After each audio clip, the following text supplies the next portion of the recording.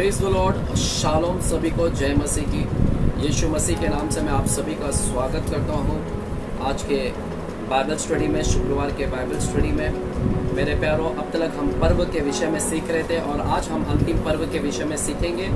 आज अंतिम पर्व का नाम है झोपड़ियों का पर्व। तो आइएगा हम इस पर्व की सीखते हैं। यदि आपने बाइबल लिया है तो आज के शाम हम लेवी व्यवस्था की किताब में जाएंगे और लेवी व्यवस्था की किताब 23वां अध्याय से हम इसे देखेंगे कि झोपड़ियों का पर्व क्या कहता है। लेवी व्यवस्था की किताब 23 अध्याय और 33 वचन से 33 वचन से हम पढ़ेंगे आज के शाम। मैं आपके लिए पढ़ना चाहूंगा 33 वचन से। वहां पर लिखा गया है, फिर यहोवा ने मूसा से कहा, इजराइलियों से कहें कि उसी 7वें महीने के 15वें दिन से 7वां महीने के 15वें दिन से 7 दिन तक यहोवा के लिए झोपड़ियों का पर्व रहा करे। पहले दिन पवित्र सभा हो, उसमें परिश्रम का कोई काम ना करना। 7 दिन यहोवा के लिए हव्य चढ़ाया करना। फिर 8वें दिन तुम्हारी पवित्र सभा हो और यहोवा के लिए हव्य चढ़ाना। वह महासभा का दिन है और उसमें परिश्रम का कोई काम ना करना। यहोवा के नियत पर्व यही है। इनमें तुम यहोवा को हव्य चढ़ाना, अर्थात होम बलि, अन्य बलि, मेल बलि और अर्घ प्रत्येक अपने अपने नियत समय पर चढ़ाए जाए और पवित्र सभा का प्रचार करना। इन सबों से अधिक यहोवा के विश्राम दिनों को मानना और अपनी भेंटों और सब मन्नतों और स्वेच्छा बलि को जो यहोवा को अर्पण करोगे चढ़ाया करना। फिर 7वें महीने के 15वें दिन को जब तुम देश की उपज को इकट्ठा कर चुको, तब 7 दिन तक यहोवा का पर्व मानना।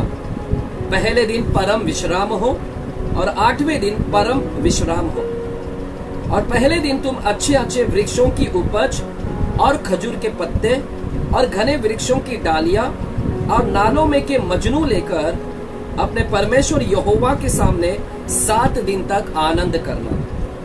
प्रतिवर्ष 7 दिन तक यहोवा के लिए यह पर्व माना करना। यह तुम्हारी पीढ़ी पीढ़ी में सदा की विधि ठहरे कि 7वें महीने में यह पर्व माना जाए। 7 दिन तक तुम झोपड़ियों में रहा करना, अर्थात जितने जन्म के इजरायली हैं वे सब के सब झोपड़ियों में रहें। इजरायलियों इसलिए कि तुम्हारे पीढ़ी पीढ़ी के लोग जान रखे कि जब यहोवा हम इजरायलियों को मिस्र देश से निकाल कर ला रहा था, तब उसने उनको झोपड़ियों में टिकाया था। मैं तुम्हारा परमेश्वर यहोवा हूँ। और मूसा ने इजरायलियों को यहोवा के पर्व के नियत समय कह सुनाया। हालेलुया, आमेन। मेरे प्यारों, झोपड़ियों के जो पर्व है यह एक अंतिम पर्व है। यह 7वां पर्व है। जो पर्वों की जो त्योहार आती है उस पर्व में का 7वां यह पर्व है। इस पर्व की खासियत क्या है? यह पर्व बहुत महत्वपूर्ण है। हालांकि सभी पर्व महत्वपूर्ण हो, परंतु यह अधिक महत्वपूर्ण है। सबसे अधिक महत्वपूर्ण यह है। इस पर्व को झोपड़ियों का पर्व कहते हैं। इंग्लिश में इसे कहते हैं feast of tabernacle. Feast of tabernacle. इसको अगर हम देखते हैं तो इसको इब्रानी भाषा में इसको कहते हैं सुक्कोत। सुक्कोत कहते हैं। इब्रानी भाषा में इसी को सुक्कोत कहते हैं। SUKKOT सुक्कोत कहते हैं। जो सुक्कोत का जो है यह सिंगुलर शब्द है जिसे कहते हैं सुक्का। सुक्का SUKKAH। सुक्का ये जो सिंगुलर शब्द है, एक अकेला शब्द है, परंतु इसमें से एक प्लूरल शब्द निकला है, बहुवचन शब्द निकला है, जिसे कहते हैं तंबू, जिसे कहते हैं झोपड़ी और जिसे कहते हैं बूथ। इंग्लिश में कहते हैं बूथ, टैबरनेकल या फिर टेंट कहते हैं। हालेलुया। तो मेरे प्यारो, इसे हम इब्रानी भाषा में सुक्कोत भी कहते हैं। तो यह जो है फीस्ट ऑफ टैबरनेकल है, फीस्ट ऑफ बूथ है, फीस्ट ऑफ टेंट भी कहते हैं। और साथ ही साथ अगर हिंदी में कहूं तो इसको झोपड़ियों का पर्व कहते हैं, इसे तंबुओं का पर्व कहते हैं, हालेलुया। मंडप का पर्व भी कहते हैं, आमीन। मेरे प्यारो, इससे साथ ही साथ में हम देखते हैं कि इस पर्व को एक बटोरन का पर्व भी कहते हैं। बटोरा जाता है, इसलिए उसको बटोरन इंग्लिश में कहते हैं feast of in gathering, feast of in gathering कहते हैं। तो आज मैंने आपको बताया कि इसका जो शब्द है, यह जो है इसे सुक्कोत कहते हैं।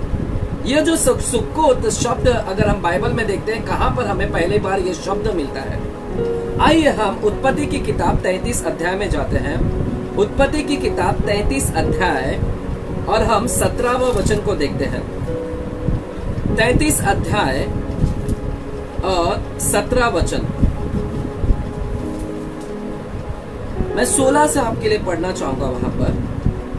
तब एसाव ने उसी दिन सेर जाने को अपना मार्ग लिया, परंतु याकूब वहां से निकलकर सुक्कोत को गया और वहां अपने लिए एक घर और पशुओं के लिए झोपड़े बनाए।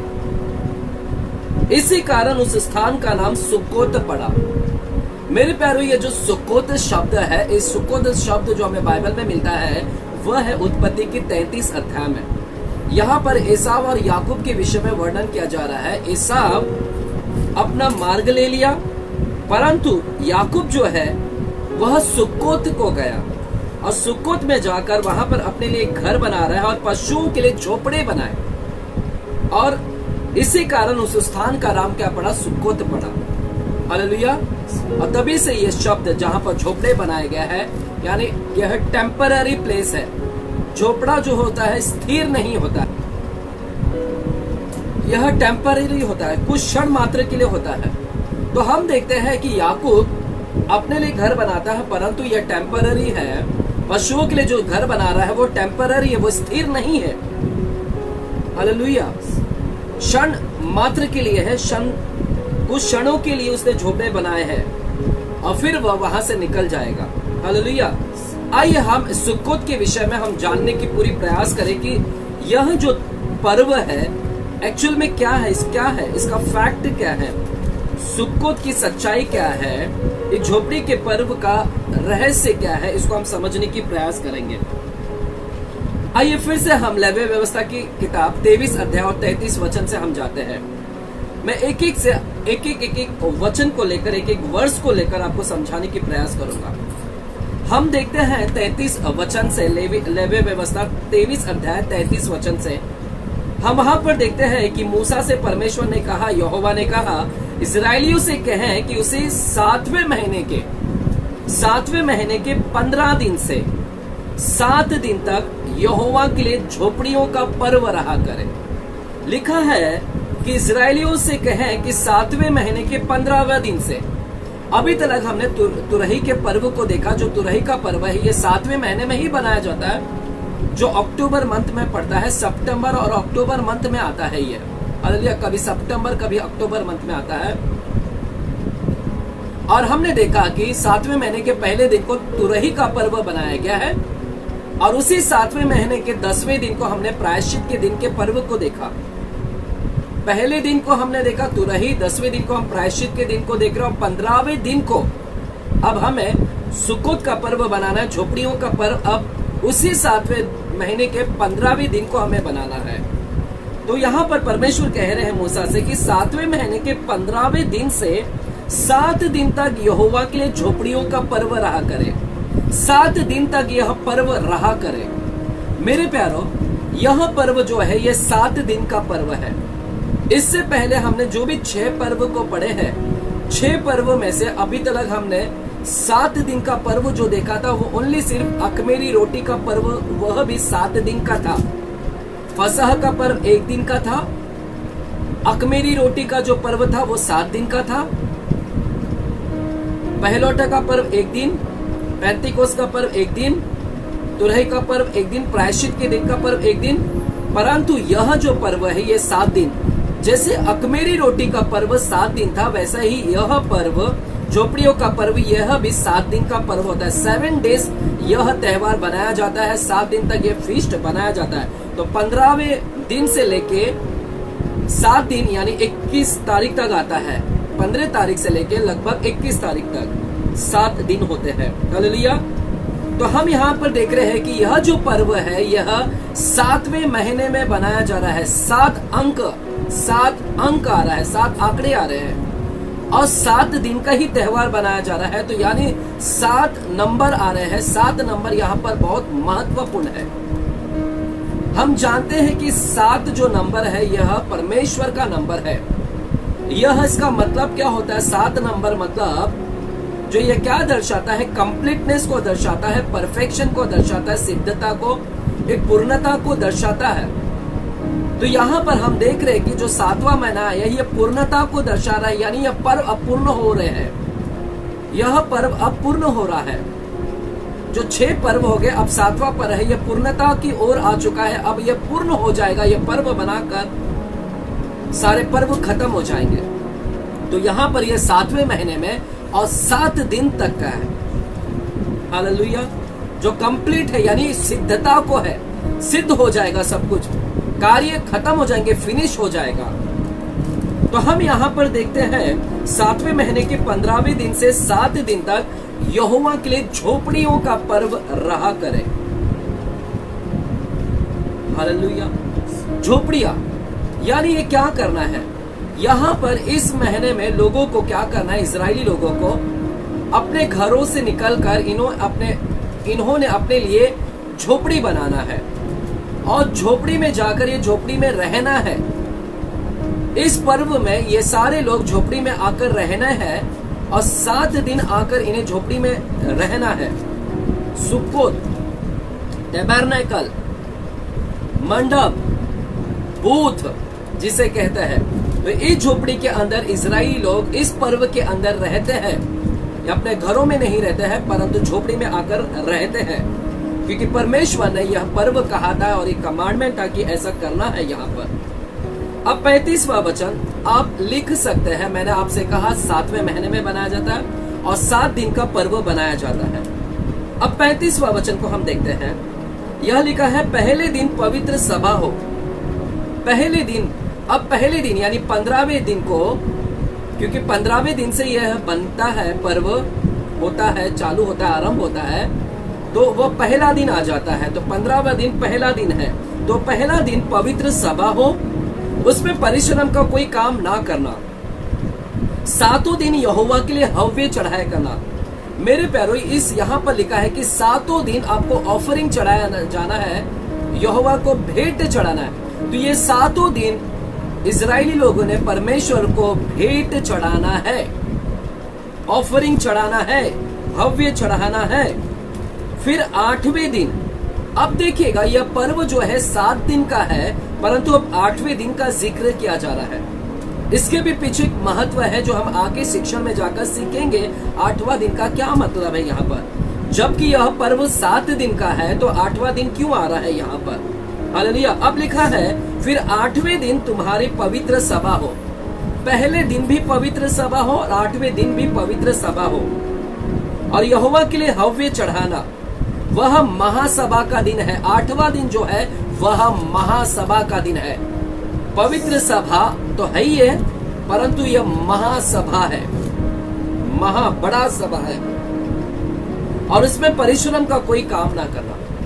तो मेरे प्यारों, हमने यहाँ पर अब इस 33 वचन से लेके 36 वचन तक हमने देखा कि झोपड़ियों के पर्व क्या है। झोपड़ियों का पर्व 7वें महीने में बनाया जाता है और 7 दिन का होता है और लोगों ने आकर झोपड़ियों में रहना है, तंबुओं में आकर रहना है और 7 दिन ये परमेश्वर के लिए इन्होंने भेंट को चढ़ाना है। तंबू में रहकर, झोपड़ी में रहकर परमेश्वर यहोवा के लिए ये भेंट अर्पण को चढ़ाना है। और पहले दिन इन्होंने सभा बनाना है और 8वें दिन भी इन्होंने सभा बनाना है, महासभा बनाना है और परिश्रम का कोई काम नहीं करना है। तो ये बहुत ही महत्वपूर्ण यह पर्व है। आइएगा 37 वचन को मैं स्किप करता हूं, क्योंकि 37 से लेके जो 38 वचन है वह परमेश्वर के पर्व को, जो हम पर्व बनाते हैं, उसको दर्शा रहा है कि हमने इसी प्रकार से पर्व को बनाना है। हालेलुया। अब 39 वचन से मैं आता हूं। 39 वचन क्या कहता है? लिखा है, फिर 7वें महीने के 15वें दिन को, 7वें महीने के 15वें दिन को, जब तुम देश की उपज को इकट्ठा कर चुको, 15वें दिन को जब तुम देश की उपज को इकट्ठा कर चुके, यानी देश की उपज इकट्ठा कर चुको, जब आप उसको बटोर लेते हो, देश की उपज यानी सारे देश की उपज को जब आप बटोर लेते हो, इकट्ठा कर लेते हो, सारे फसल को इकट्ठा कर लेते हो, तब 7 दिन तक यहोवा का पर्व मनाना। मेरे प्यारों, यहाँ पर इसका क्या मतलब है? यानी इसे कहते हैं फसल जो बटोर लिया जाता है। हमने पिछले पर्व का जब शिक्षण ले रहे हैं तो हम जानते हैं कि 7वां महीने में यह फलों का जो मार्च महीने में, अप्रैल महीने में हमने देखा था, वो ग्रेन फेस्टिवल था, वो अनाजों का, जौ का फेस्टिवल, वो जौ उपजते हैं मार्च अप्रैल के दरमियान में, जून के दरमियान में। परंतु जो सितंबर अक्टूबर, ये 7वें महीने में अन्य फल उपजते हैं। अन्य सारे फल है, जो फ्रूट्स है, ये 7वें महीने में उपजते हैं। तो यह 7वां महीना जो है अंतिम फसल है। तो यहाँ पर लिख रहा है कि इसके बाद लोगों का फसल बाद में ही आएगा, हालेलुया, मार्च अप्रैल में। तो यह 7वां फसल, ये आखिरी फसल था वहां पर। इसलिए यहाँ पर लिखा है कि जब देश की सारी फसल को इकट्ठा कर लो, तो हम समझ रहे हैं कि यह अंतिम फसल है, यहाँ पर इकट्ठा किया जा रहा है। इसके बाद लगभग मार्च अप्रैल में दूसरे फसल उगेंगे। तो सब फसल यहाँ पर इकट्ठा किया जा रहा है, और तब 7 दिन यहोवा का पर्व मानना। पहले दिन परम विश्राम हो। अब तक हमने विश्राम दिन सुना है, हालेलुया। परम विश्राम हो, हाई सबत कहते हैं, हाई सबत, HIGH, हाई सबत यानी महासभा, परम विश्राम। और 8वें दिन भी परम विश्राम हो, हाई सबत, हालेलुया। और पहले दिन तुम अच्छे वृक्षों की उपज। अब यहाँ पर देख रहे हैं हम, पहले दिन अच्छे वृक्षों की उपज को लेकर आना है। उपज यानी वृक्षों की उपज, फल। अगर इंग्लिश में हम पढ़ते हैं तो वहां पर लिखा है कि फल, वृक्षों का फल लेकर आना है, वृक्षों का उपज और खजूर के पत्ते। देखिएगा यहाँ पर क्या लेकर आना है। अब हमें यहाँ पर फ्रूट लेकर आना है, वृक्ष के जो फ्रूट्स होते हैं, उपज, वो लेकर आना है, क्योंकि वह फलों की उपज होती है 7वें महीने। तो हमें वहां पर फल लेकर आने के लिए कहा गया है, वृक्षों की उपज और खजूर के पत्ते, यानी खजूर की डालियां की पत्ते, पाम ट्रीज के पत्ते लेकर आना है। और लिखा गया है, और घने वृक्षों की डालियां, घने वृक्ष, जो घना वृक्ष है, जो घना है, उस वृक्ष की डालियां। तो हम देख रहे हैं यहाँ पर फल लेकर आ रहे हैं, हम देख रहे हैं यहाँ पर कि फल लेकर आ रहे हैं, हम देख रहे हैं पत्ता लेकर आ रहा है, और यहाँ पर हम डालियां देख रहे हैं, पत्ता, डाली, फल, घने वृक्ष के डालियां। और लिखा है, नालों में के मजनू लेकर अपने परमेश्वर यहोवा के सामने। नालों में के मजनू यानी इंग्लिश में उसका लिखा है विलो ऑफ ब्रुक्स। तो यहाँ पर जो नाला होता है, वो नाला के पास में जो वृक्ष होते हैं, यह जो मजनू लिखा गया है यहाँ पर, ये एक वृक्ष है, इंग्लिश में विलो कहते हैं उसे। यह वृक्ष जो है, जो नालों के पास में पाया जाता है, इस वृक्ष को हमें क्या करना है? लेना है। इस वृक्ष के मजनू लेकर अपने परमेश्वर यहोवा के सामने 7 दिन तक आनंद करना है। तो यहाँ पर 4 चीज लेना है। क्या 4 चीज लेना है? पत्ते लेना है, डालियां लेना है, फल लेना है, और यहाँ पर वृक्ष, घने वृक्ष के लेना है, हालेलुया, जो उसके भी पत्ते हैं, डालियां है। और 7 दिन तक क्या करना है? आनंद करना है। हमें इस पर्व के अंदर आनंद करना है। यह पर्व आनंद है, यह जॉय मोमेंट है, आनंद का महत्व है। यहां पर आनंद बनाया जाना है। मेरे प्यारो, हम यहां पर देख रहे हैं कि यह जो जॉय मोमेंट है, अब तक हम जो पर्व देखे थे इससे पहले, वहां पर आनंद नहीं था। आनंद के साथ में दुख भी था। जैसे प्रायश्चित के दिन को हमने देखा कि प्रायश्चित के दिन में हमने देखा कि लोगों ने अपने जीव को दुख देना है, अपने जीव को दुख देना है। और साथ ही साथ जब हम इज़रा नहमाया की किताब को जब हम पढ़ते हैं तो हमने देखा था वहां पर इज़रा कहता है कि आनंद मनाओ, विलाप मत करो। तो उन्हें वे आनंद का भी महत्व, वहां पर आनंद भी मना रहे हैं और साथ ही साथ जीव को दुख भी दे रहे हैं। परंतु यह जो है, यह पर्व, यह सिर्फ आनंद का पर्व है। ओनली आनंद मनाना है। यहाँ पर 41वां वचन कहता है, प्रति वर्ष 7 दिन तक यहोवा के लिए यह पर्व माना करना। प्रति वर्ष, हर साल 7 दिन तक यहोवा के लिए यह पर्व माना करना। तो हर साल यह पर्व मनाया जाना है। हर साल में 7वें महीने को यह पर्व माना करना है। यह तुम्हारी पीढ़ी पीढ़ी में सदा की विधि ठहरे कि 7वें महीने में यह पर्व माना जाए। 7 दिन तक तुम झोपड़ियों में रहा करना, जैसे मैंने आपको बताया। अर्थात जितने जन्म के इजरायली है वे सब के सब झोपड़ियों में रहे। क्यों झोपड़ियों में रहना है? अब यहाँ पर लिखा गया है, इसलिए रहना है, इसलिए कि तुम्हारी पीढ़ी पीढ़ी के लोग जान रखे। क्यों झोपड़ियों में रहना है? इसलिए जाने कि जब यहोवा हम इजरायलियों को मिस्र देश से निकाल कर ला रहा था, जब यहोवा हमको मिस्र देश से निकाल कर ला रहा था, तब उसने उनको झोपड़ियों में टिकाया था। झोपड़ियों में टिकाया था। मैं तुम्हारा परमेश्वर यहोवा हूं। तो मेरे प्यारो, अब मैं आपको थोड़ी सारांश में ये सारी चीज को मैं बताता हूं, फिर मैं अपने एक्सप्लेनेशन को देता हूं, इसका प्रगटीकरण मैं आपको खोलता हूं। तो यह क्या है? सिंपल वर्ड में, यह झोपड़ियों का पर्व क्या है? यह झोपड़ियों का पर्व जो है 7वें महीने में आता है और 7 दिन के लिए बनाना है। पहले दिन हमें क्या करना है? विश्राम दिन बनाना है। 8वां दिन जो है महासभा का दिन है। ये 7 दिन में इजरायली लोग ने आकर झोपड़ियों में रहना है, झोपड़ियां बनाना है और झोपड़ियों में रहना है। और ये 7 दिन यह आनंद करना है, उदास नहीं होना है, विलाप नहीं करना है। और ये 7 दिन में इन्होंने क्या करना है? ये 7 दिन ये परमेश्वर यहोवा के लिए हव्य चढ़ाना है। और ये 7 दिन ये क्या करना है? ये 7 दिन इन्होंने परमेश्वर के लिए क्या करना है? हव्य चढ़ाना है। और क्या लेकर आना है? उपज लेकर आना है, वृक्ष की उपज। और यहां पर खजूर के जो पत्ते हैं वो लेकर आना है। घने वृक्ष के डालियां लेकर आना है। नालों में बसे हुए मजनू को लेकर आना है। हालेलुया। अब मैं 37 वचन से आता हूं, वही लेवी व्यवस्था की 23 अध्याय के 37 वचन से अब मैं आता हूं। अब देखिएगा क्या लिखा है, यहोवा की नियत पर्व यही है, इनमें तुम यहोवा को हव्य चढ़ाना। अब हर पर्व में क्या है? हव्य चढ़ाना। हर पर्व में हम देख रहे हैं कि भेंट चढ़ाना जाता है, ऑफरिंग चढ़ाया जाता है। तो यही लिया है कि नियत पर्व में, अपने नियत पर्व में यही है, इनमें तुम यहोवा को हव्य चढ़ाना। हर पर्व में तुम यहोवा के लिए हव्य चढ़ाना, अर्थात होम बलि, अन्न बलि, मेल बलि और अर्घ।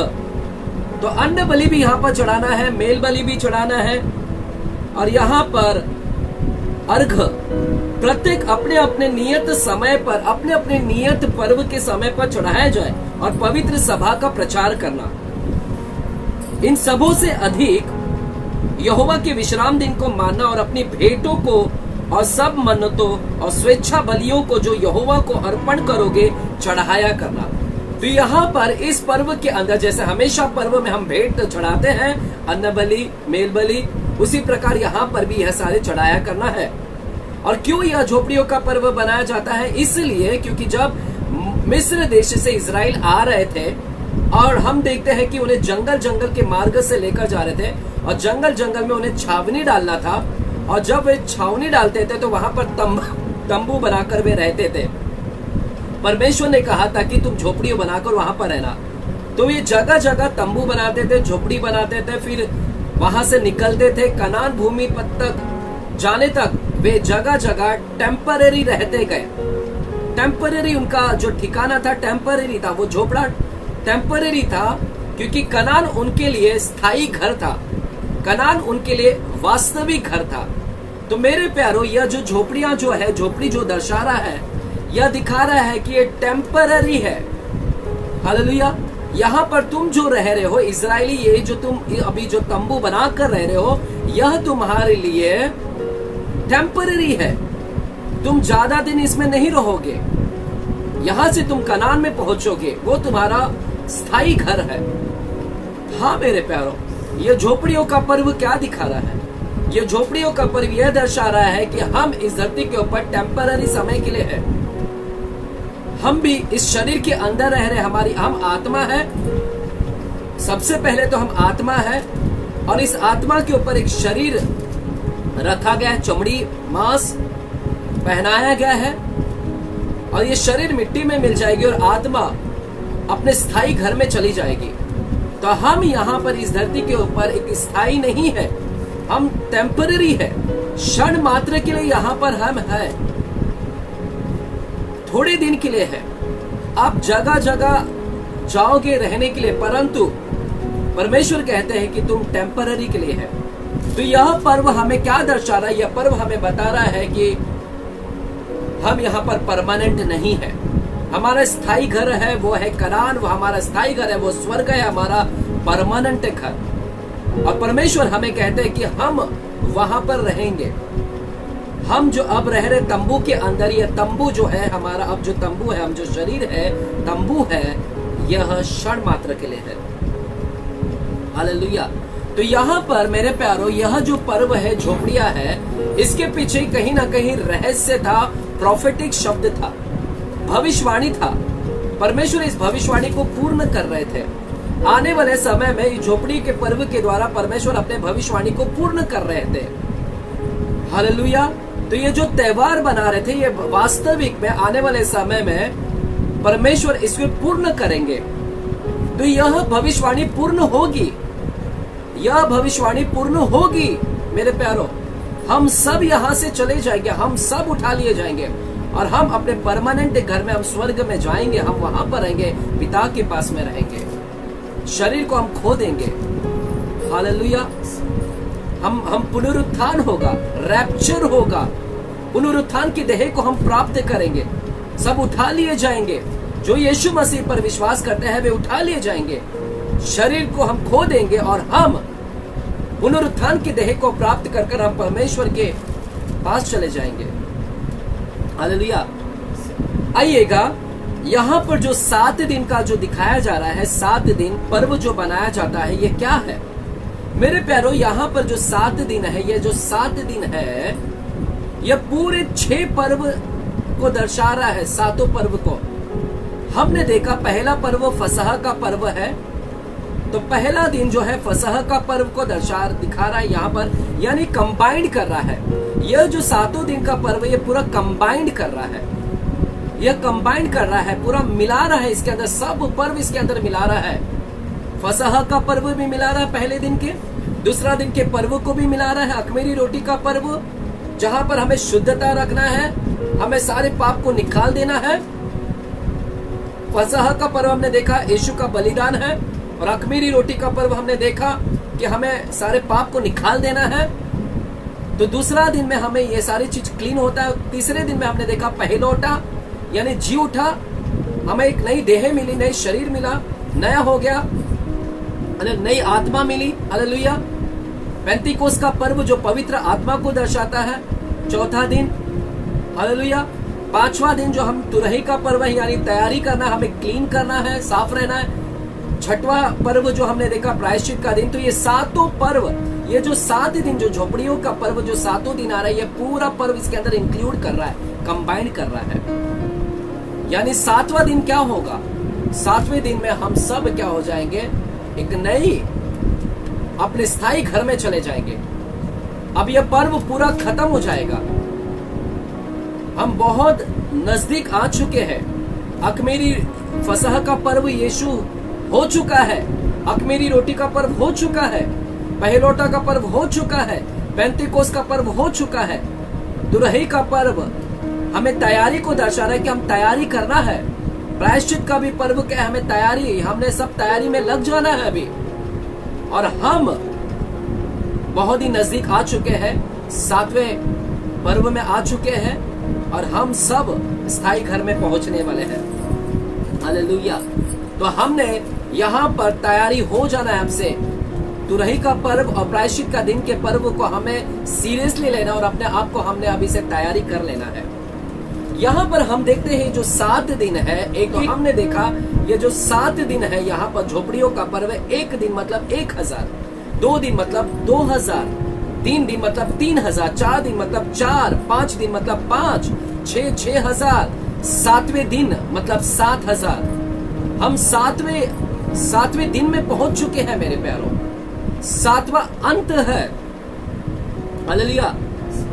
यीशु मसीह को आए हुए 2000 आज कितना 2021 साल चल रहा है, यानी 2021 साल पहले यीशु मसीह आ चुके। अब हम 2021 साल में जी रहे हैं। और यीशु मसीह को जब जन्म लिए वे 4000 साल में जन्म लिए। 4000 साल जब चल रहा था, 4000 से लेकर 2021 यानी लगभग 6000 साल हो चुका है।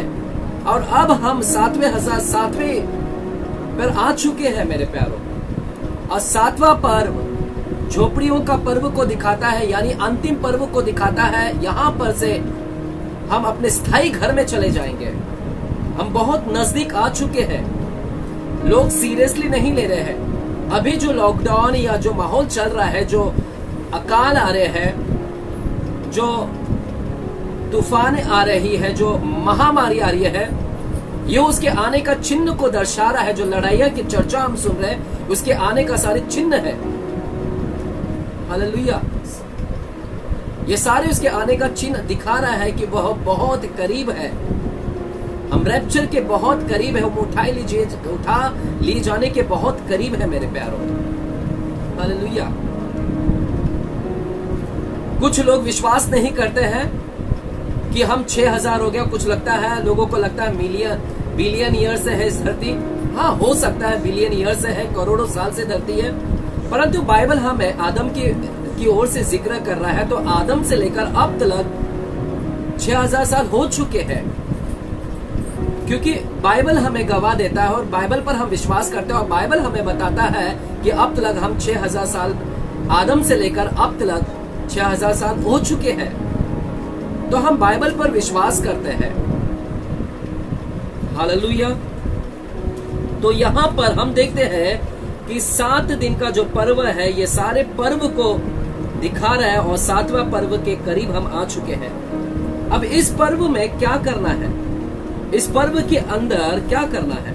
इस पर्व के अंदर लोगों को 7 दिन आनंद बनाना है। हालेलुया। आइएगा, एक एक कर हम देखते हैं। अब आइएगा मेरे साथ में गिनती की किताब में आते हैं और 29वां अध्याय में आते हैं। गिनती नंबर चैप्टर 29, नंबर्स की किताब, गिनती की किताब, अब चैप्टर 29 29 अध्याय में आते हैं। और वहां पर हम 12वें वचन से अब देखते हैं 12वां वचन क्या कहता है। हालेलुया। देखिएगा, वहां पर लिखा गया है 12 वचन से, फिर 7वें महीने के 15वें दिन। 7वां महीना का 15वां दिन कौन सा? झोपड़ियों का पर्व। 7वें महीने के 15वें दिन को तुम्हारी पवित्र सभा हो। 15वें दिन को पवित्र सभा हो और उसमें परिश्रम का कोई काम ना करना और 7 दिन तक यहोवा के लिए पर्व मानना। तुम होम बलि यहोवा को सुखदायक सुगंध देने के लिए, जो अभी ऑफरिंग है, जो भेंट है, वो यहाँ पर मिलेगा। लेवी व्यवस्था के 23 अध्याय में पूरी जानकारी नहीं दी गई कि भेंट क्या क्या चढ़ाना है, परंतु हमें गिनती की किताब 29वां अध्याय में हमें यहाँ पर मिलेगा कि क्या क्या भेंट को चढ़ाना है। तो अब यहाँ पर हम देखते हैं लेवी व्यवस्था की गिनती की किताब 29वां अध्याय। यहाँ पर लिखा गया है, तुम होम बलि यहोवा को सुखदायक सुगंध देने के लिए हव्य करके चढ़ाना, अर्थात 13 बछड़े अब होम बलि में क्या चढ़ाना है? होम बलि के अंदर 13 बछड़े यानी 13 बुल्लक्स, 13 बछड़े, 2 मेढ़े और एक वर्ष के 1 वर्ष का 14 भेड़ जो नर बच्चा हो, यह सब निर्दोष यह चढ़ाया जाए। तो इस पर्व के अंदर हमें क्या करना है? इस पर्व के अंदर 13 बछड़े चढ़ाना है, 2 मेढ़े चढ़ाना है और 14 भेड़ जो 1 वर्ष का नर हो जो निर्दोष है, ये सारी चीज को वहां पर चढ़ाना है। 14 वचन को पढ़ते हैं।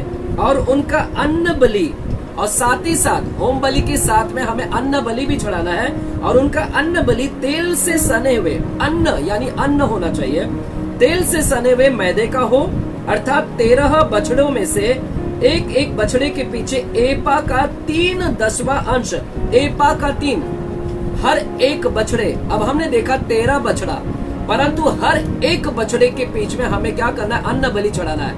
तो ऐसे 13 बछड़ों के पीछे आपको यहाँ पर लिखा है, एक बछड़े के पीछे 3/10वां अंश चढ़ाना है, 3/10वां। तो एक बछड़ा और 3/10वां अंश, फिर दूसरा बछड़ा लेना है, उसके भी पीछे 3/10वां अंश। ऐसा 13 बछड़ों के पीछे 3/10वां अंश चढ़ाना है। हालेलुया। और साथ ही साथ लिखा अर्थात 13 बछड़ों में से एक बछड़े के पीछे एपा का 3/10वां अंश, और दोनों मेढ़ों में से एक मेढ़ों के पीछे एपा का 2। अब मेढ़ों के पीछे जो 2 मेढ़े हैं, एक मेढ़े के पीछे 2/10वां अंश चढ़ाना है। 13 बछड़े के पीछे 3 चढ़ाना है, 2 मेढ़ों के पीछे 2 चढ़ाना है, 2/10वां अंश।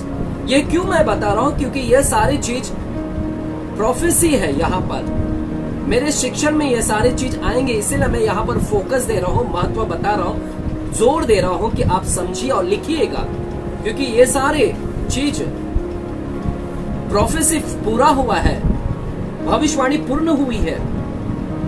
और लिखा है 15वां वचन, और 14 भेड़ के बच्चों में से एक बच्चे के पीछे एपा, 14 भेड़, परंतु एक भेड़ के पीछे एपा का 10वां अंश यानी 1/10वां अंश। तो हमने देखा 13 बछड़ा, 2 मेढ़े और हमने देखा 14 भेड़। 13 बछड़े के पीछे हमने देखा 3/10वां अंश, 2 मेढ़ों के पीछे हमने देखा 2/10वां अंश, और 14 भेड़ों के पीछे हमने देखा 1/10वां अंश। हालेलुया। तो हम अंक देख रहे हैं 13, 2 और 14, और वहां पर हम देख रहे हैं 3 और 2 और 1। हालेलुया।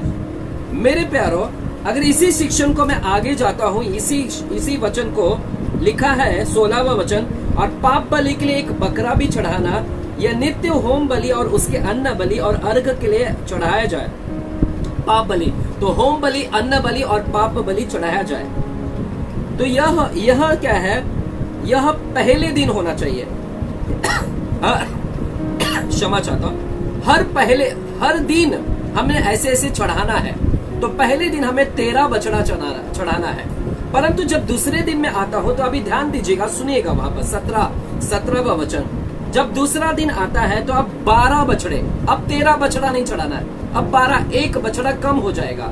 अब कितने बछड़े चढ़ाना है? 12। पहले दिन में हमने 13 चढ़ाना था, लेकिन अब लिखा है दूसरे दिन 12 बछड़े, 2 मेढ़े, बाकी सब सेम रहेगा, 2 मेढ़े, 14 भेड़, 3/10वां अंश, 2/10वां अंश, 1/10वां अंश। बाकी आप सब पढ़ते जाओगे, बाकी सब चीज सेम रहेगा, परंतु बछड़ों में फर्क आएगा, बछड़ा कम होता जाएगा। पहले दिन 13 बछड़ा, 17वां वचन में लिखा है, फिर दूसरे दिन 12 बछड़े, फिर 20 वचन में लिखा है, फिर तीसरे दिन 11, अब 13, 12, 11 आ गए, 11 बछड़े, फिर 23वां वचन लिखा है, फिर चौथे दिन 10 बछड़े, अब 11 से 10 हो गया, फिर 26वां वचन लिखा है 5वें दिन 9 बछड़े, 10 से अब 9 हो गया, फिर 6वें दिन 29वां वचन, फिर 6वें दिन 8 बछड़े, 9 से अब 8 हो गया। हालेलुया। 6वें दिन में 8 आ गया, अब 32वां वचन, फिर 7वें दिन 7 बछड़े। हालेलुया। 7वें दिन में हमने 7 बछड़े चढ़ाना है। तो हम यहाँ पर देख रहे बछड़ों की गिनती में कमी आ रही है, बाकी के सब में सेम हूबहूब। आप पूरा वचन को पढ़ोगे 29वां अध्याय, तो वहां पर आपको बाकी सब सेम मिलेगा। सेम चीज रिपीट कर गया है, रिपीट होते गया है, परंतु बछड़ों में फर्क आता गया है। तो यहाँ पर जब हम इसको टोटल करते हैं मेरे प्यारों, जब हम टोटल करते हैं तो यहाँ पर हमको 70 बछड़े मिलता है। आप इसको टोटल कीजिएगा। जब आप 13, 12, 11, 10, 9, 8 और 7 को जब आप टोटल करते हैं 7 तक, तो इसमें हमें 70 बछड़े मिलते हैं। 70, ये टोटल करके हमें 70 बछड़े मिलता है। हालेलुया। और उसी साथ जब हम 2 मेढ़े को जब हम टोटल करते हैं तो हमें 14 मेढ़े मिलते हैं। कितना? 14 मेढ़े मिलता है। और उसी प्रकार जब हम वहां पर 14 भेड़ को जब हम टोटल करते हैं, 14 भेड़ को 7 दिन तक, तो 14, 14, 14 का 7 से करता हूं तो 98 आता है। 98 हमें वहां पर कितने भेड़ चढ़ रहे? 98 भेड़, 70 बछड़े और 14 मेढ़ चढ़ रहे हैं। और जो 3 दशवां अंश है, 3, 3, 3, अगर उसकी मैं टोटल करता हूं तो 3, 3 और पूरा 2 दशमांश 1 दशमांश पूरी टोटल करता हूं तो 336 आता है। 336 दशवां अंश चढ़ाया गया है। 336, 336। क्यों मैं ये जोर दे रहा हूं? ये झोपड़ियों का पर्व बहुत महत्वपूर्ण है। यह शिक्षण काफी लंबा होगा आज आपके लिए, परंतु मैं पूरी प्रयास करूंगा आपको सिखाने के लिए। यहाँ पर लिखा गया है, यह जो 70 बछड़ा है, ये 70 बछड़ा क्यों यहाँ पर? क्यों परमेश्वर ने 70 ही डाला? क्यों नहीं 71, 72 या 70 से कम? हालेलुया। क्यों यहाँ पर 70 ही आया है? हमारा ध्यान अब तक नहीं गया था, लेकिन जब टोटल करते तब हमें पता चलता है 70 है। मेरे प्यारे, ये जो 70 है, ये 70 जो है ये राष्ट्र को दर्शाता है। राष्ट्र को दर्शा रहा है यहाँ पर। हालेलुया। क्योंकि जब यह वचन दिया गया था उस समय वहां पर राष्ट्र थे जो 70 राष्ट्र वहां पर थे, जो नूह की वंशावली को दर्शाता है। नूह की वंशावली जो वहां पर फैली हुई थी। हालेलुया। नूह की वंशावली उस समय वहां पर फैली हुई थी। जो 70 यह नूह के संतान को दर्शा रहा है। हम जानते हैं कि नूह के बच्चे शेम, हाम और येपेत थे। शेम, हाम और येपेत।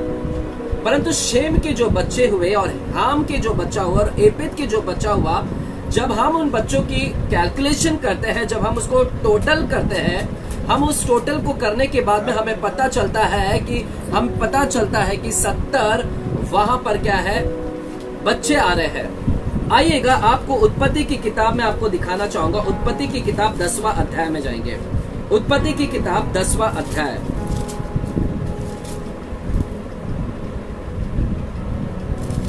में वहां पर लिखा है, वहां पर नूह की 10वां अध्याय जो है नूह की वंशावली को दर्शा रहा है। हम देखते हैं कि नूह के पुत्र शेम है, हाम है, शेम, हाम और येपेत थे। और उनके पुत्र जल प्रलय के पश्चात उत्पन्न हुए। उनकी वंशावली यही है। येपेत का पुत्र का वर्णन किया गया है। येपेत के पुत्र को जब आप टोटल करते हैं, उसके पुत्र गोमेर, मागोग, मादे, यावन, ये सारे पुत्र हैं। फिर उसके पुत्र के पुत्र हुए। उसी प्रकार हाम के पुत्र हुआ, उसके पुत्र के पुत्र हुए। तो यहाँ पर सारे पुत्रों का वर्णन किया गया है। इस किताब के अंदर नूह की वंशावली दी गई है। मेरे प्यारों, जब मैंने एक एक नाम को मैंने जब टोटल किया है, मैंने पूरा कैलकुलेशन किया है, सब नाम को मैंने पढ़ा है। जब मैंने उस सारे नाम को पढ़ा तो मुझे 70 मिले हैं। 70। तो नूह, जब जल प्रलय होने के बाद में नूह के जो बच्चे हुए वे 70 हुए वहां पर। और ये 70 बच्चे क्या हो गए? फैल गए हैं। लिखा है, देखिएगा, उत्पत्ति 10वां अध्याय में लिखा है, 5वां वचन में लिखा गया है। 10वां अध्याय के 5वां वचन में, इनके वंश अन्य जातियों के द्वीपे के देश में ऐसे बट गए कि वे भिन्न भिन्न भाषाओं, कुलों और जातियों के अनुसार अलग अलग हो गए। भिन्न भिन्न भाषाएं, आज जो धरती पर भिन्न भिन्न भाषाएं, हालेलुया, और कुल और जातियां के अनुसार अलग हो गए। यानी परमेश्वर यहाँ पर झोपड़ियों के पर्व के अंदर जो बछड़े जो चढ़ाया जा रहा है, यह इस 70 देश के लोगों के लिए चढ़ाया जा रहा है। यानी जब हम भेड़ को चढ़ाते हैं, जब अर्पण करते हैं, बलिदान करते हैं, तो हम उन सारे देश के लोगों के लिए क्या कर रहे हैं, वहां पर हम सैक्रिफाइस कर रहे हैं, उनके लिए प्रायश्चित कर रहे हैं। सारे भाषाओं के लिए हम क्या कर रहे हैं, वहां पर प्रायश्चित कर रहे हैं। सारे जातियों के लोगों के लिए क्या किया जा रहा था, प्रायश्चित किया जा रहा था।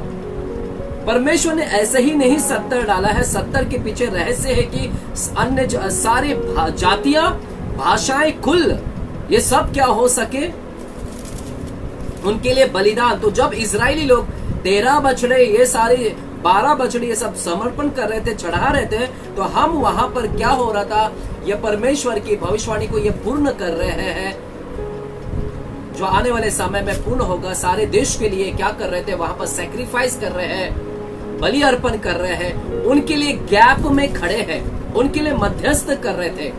जो अन्य जाति के देश में फैल गए थे, बढ़ गए थे, अलग अलग भाषाओं में बढ़ गए थे, कुलों में बढ़ गए थे, तो उनके लिए ये सारे लोग क्या कर रहे थे उस समय, इजरायली लोग जब ये कर रहे थे, अर्पण कर रहे थे, बछड़ा चढ़ा रहे थे, तो उनके लिए ये सैक्रिफाइस कर रहे थे, उनके लिए प्रायश्चित कर रहे थे, गैप में खड़े हुए थे वे। हालेलुया। तो मेरे प्यारो, यह सारी चीज रहस्यमय बातें हैं।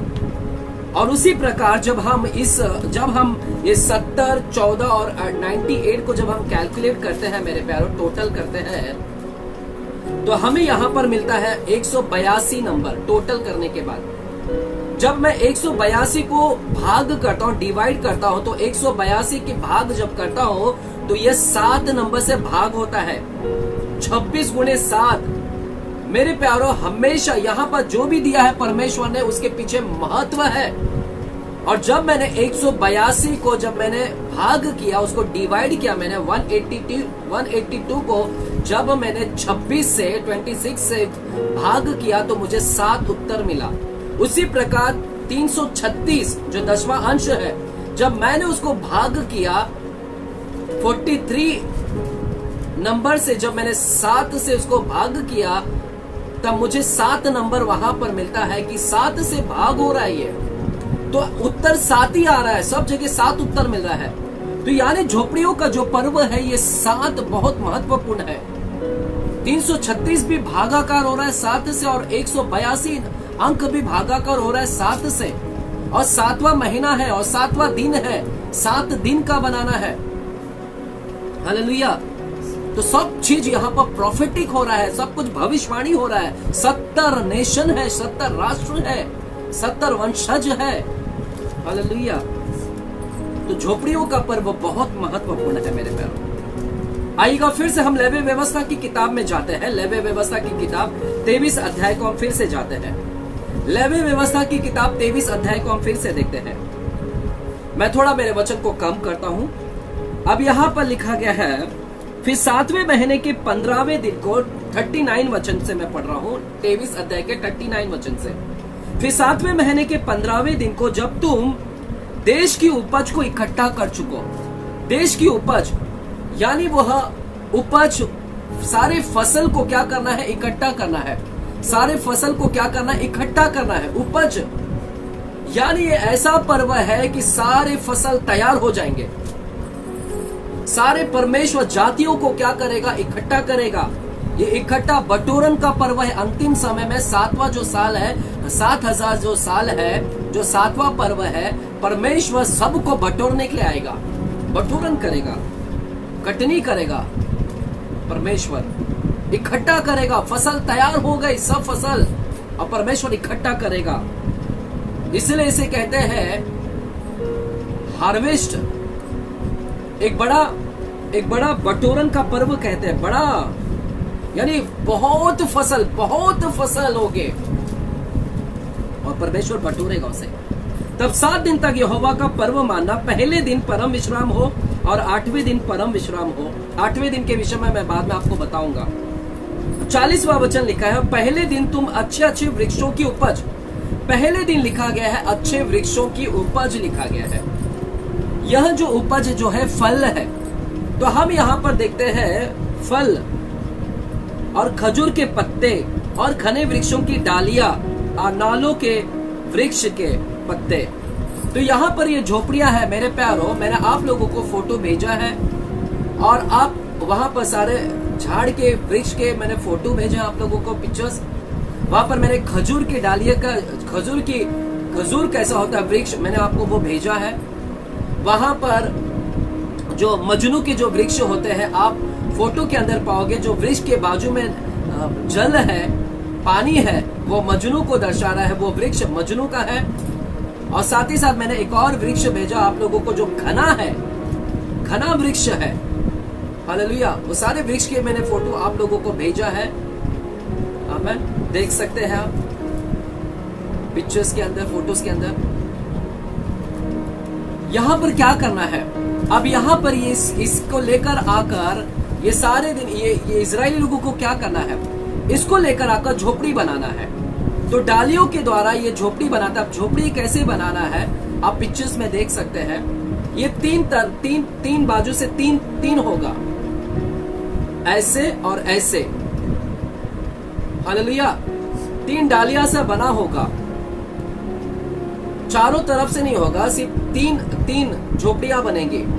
एक ऐसे खड़ा किया जाएगा, एक इस तरफ और इस तरफ। और ऊपर से क्या होगा, ऊपर से खुला होगा। ऊपर पत्ते लगाए जाते हैं, सारे पत्ते लगाए जाते हैं। ऊपर जो है फल लगाए जाते हैं, फल लगाए जाते हैं। हालेलुया। तो हम देखते हैं ऊपर जो है पत्ते लगाए गए हैं, घने वृक्ष लगाए गए, घने वृक्ष के पत्ते लगाए गए, डालियां लगाए गए, फल लगाए गए। आप पिक्चर्स में देख सकते हैं कैसे ये झोपड़ियां, तो लोग यहाँ पर इजराइली लोग, तो इस प्रकार से झोपड़ियां बनती है। तो मेरे प्यारों यहाँ पर हम देख रहे हैं, तो यहाँ पर हम देख रहे हैं झोपड़ियां कैसे बनाई जाती है। तो ये वृक्ष के फल तीन बाजू से तीन इस प्रकार से खड़ा किया जाता है डालियों से, और डालियां और ऊपर खुला रख दिया जाता है। ऊपर पत्ते फल को लटकाए जाते हैं। तो यहां पर 4 चीज पाए जाते हैं मेरे प्यारों, डालियां, पत्ते, फल। हालेलुया। तो ये घने वृक्ष के जो मजनू है वो पाए जाते हैं। तो ये सारी चीज 4। तो अब यहाँ पर क्या करना है, इजरायली लोग ये सारी चीज को लेकर आते हैं और इसको बांधते हैं। आप पिक्चर में देख सकते हैं, इसको बांधा रहता है। और ये सारी चारों चीज को लेकर आकर ये क्या करते हैं, यहोवा को क्या करते हैं, पहले दिन समर्पण करते हैं। तो कैसे समर्पण किया जाता है, इस प्रकार से हिलाया जाता है, इस प्रकार से हिलाया जाता है, इस प्रकार से हिलाया जाता है चारों को लेकर, और इस प्रकार से चारों को लेकर हिलाया जाता है। तो यह जो है इस प्रकार से हिलाया जाता है। एक उत्तर दक्षिण चारों तरफ हिलाया जाता है। हालेलुया। उत्तर दक्षिण पूर्व पश्चिम चारों तरफ ही हिलाया जाता है। इसको लेकर ये वेव करते हैं, हिलाते हैं। तो इसका क्या मतलब है, अब हम इसको मतलब को सीखते हैं कि इसका क्या क्या मतलब है। मेरे प्यारों यहाँ पर जो फल है वो फल का क्या मतलब है। फल जो है किसको दर्शा रही है, फल जो है यहाँ पर अगर टेम्पल इंस्टीट्यूट जो यरूशलेम के अंदर जो टेम्पल है वहां के जो इंस्टीट्यूट है उनका कहना है यह फल जो है, यह फल किसको दर्शा रहा है, यह हार्ट को दर्शा रहा है, हृदय को दर्शाता है। हृदय, इसका कनेक्शन हृदय से होता है। फल कहां से आता है, फ्रूट कहां से आता है, इसका कनेक्शन हृदय। यदि हमारा हृदय अच्छा है, पेड़ को कैसे पहचाना जाता है, बाइबल कहता है पेड़ को उसके फलों से पहचाना जाता है। यदि हमारा फल अच्छा है, यदि हमारा हृदय अच्छा है तो हमारे फल पहचाना जाएगा। हमारा हृदय, तो इसका कनेक्शन क्या है, ये फ्रूट का कनेक्शन किसके साथ में, हृदय से है। यदि हृदय अच्छा है तो हमारा फल क्या होगा, अच्छा होगा। तो हम देख रहे हैं झोपड़ी के अंदर जो फल है, यह फल जो है हृदय को दर्शाता है, हार्ट को दर्शाता है, हृदय को। यदि हृदय अच्छा है तो फल अच्छा होगा। तो हम देखते हैं कि झोपड़ी के जो तंबू है इसके ऊपर हृदय पाया जाता है, एक शुद्ध हार्ट, शुद्ध हृदय को दर्शा रहा है। मेरे प्यारों, यदि हृदय अच्छा नहीं है तो आप अच्छा बोलोगे भी नहीं। यदि हृदय साफ नहीं है, हृदय ही खराब है, क्योंकि पेड़ उसके फलों से ही, फल जो है उसके पेड़ से ही पहचाना जाता है। हालेलुया। अगर हमारा हार्ट अच्छा है तो हम पहचाने जाएंगे। फल कैसे पहचाना जाता है? आज परमेश्वर यही कह रहे हैं कि तुम्हारे अंदर फल आना चाहिए, प्रोड्यूस कीजिएगा। अब कहां से फल आ सकता है? हमारे अंदर से।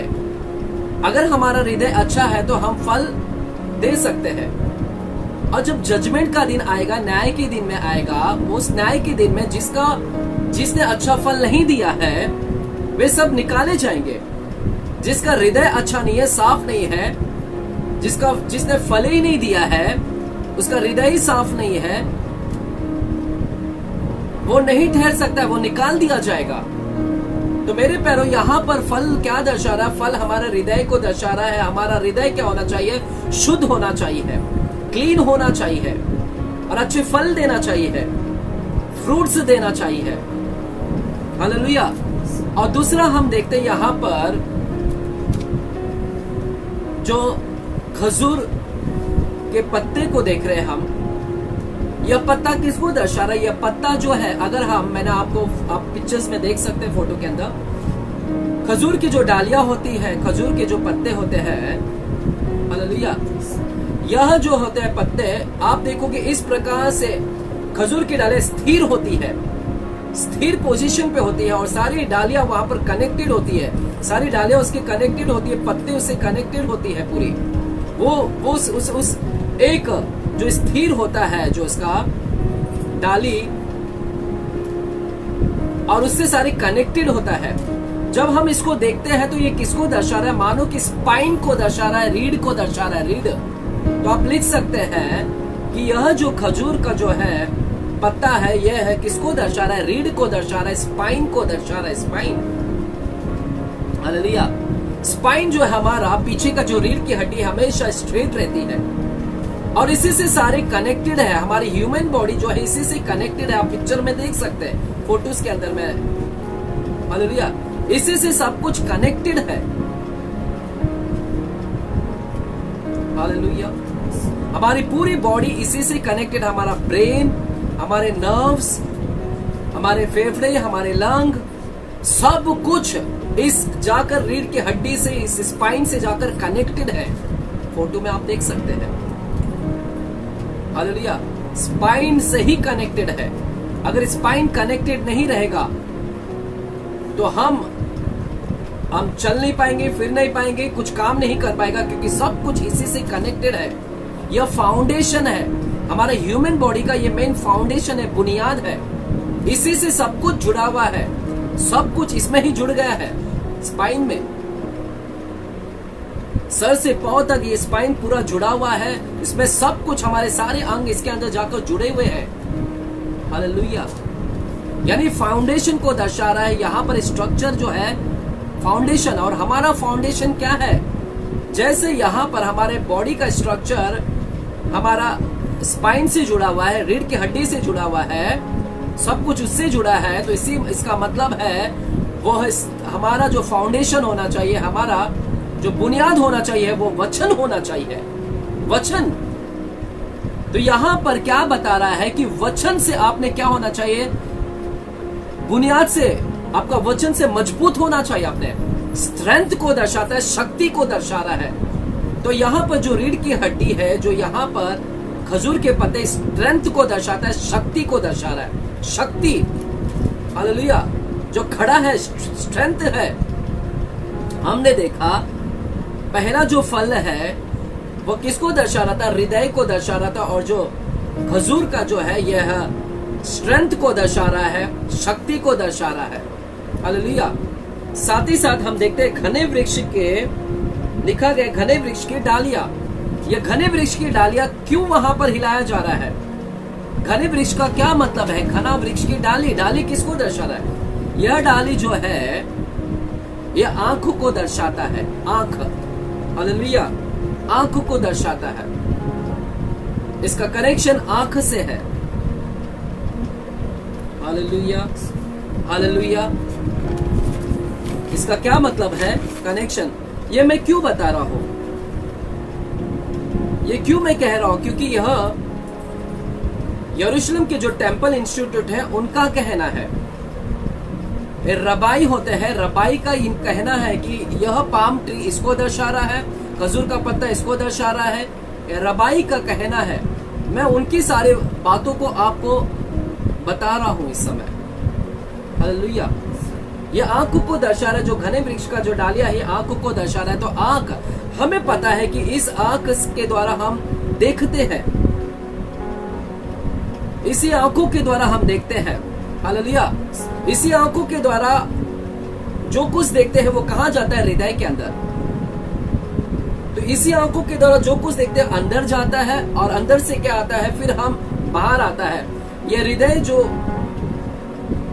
हृदय से आंखों के द्वारा बाहर आती है, और आंखों के द्वारा वो अंदर जाती है हृदय के अंदर।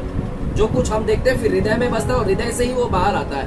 हृदय कहता है देखने के लिए। Hallelujah, hallelujah. मेरे प्यारो, इसीलिए मत्ती की किताब में 6वां अध्याय में लिखा गया है, वहां पर 6वें अध्याय के 22 से लेकर 23वां वचन में, वहां पर लिखा गया है मत्ती 6वां अध्याय 22 से लेकर 23वां वचन में, यदि शरीर का दिया क्या है? आंख है। लिखा है तुम्हारा शरीर का दिया क्या है? आंख है। यदि तुम्हारी आंख निर्मल है तो तुम्हारा सारा शरीर क्या है? उजियाला है।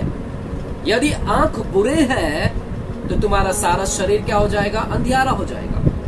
आंख के द्वारा हमारा पूरा शरीर क्या होता है? शुद्ध होता है, उजियाला होता है। हालेलुया। यदि आंखें निर्मल नहीं है तो अंधियारा हो जाएगा। तो मेरे प्यारों, यहाँ पर यह जो घने वृक्ष का जो डालिया है किसको दर्शा रहा है? घने का वृक्ष का जो डालिया है वो आंख को दर्शा रहा है। तो अब हमने देखा हृदय को देखा, हमने देखा शक्ति को देखा, और हमने अभी आंख को देखा। लेवी व्यवस्था के 23 अध्याय में फिर वहां पर लिखा है नालों के मजनू को लेकर। हालेलुया। इसका क्या मतलब है? किसको दर्शाता है? जो नालों का मजनू है यह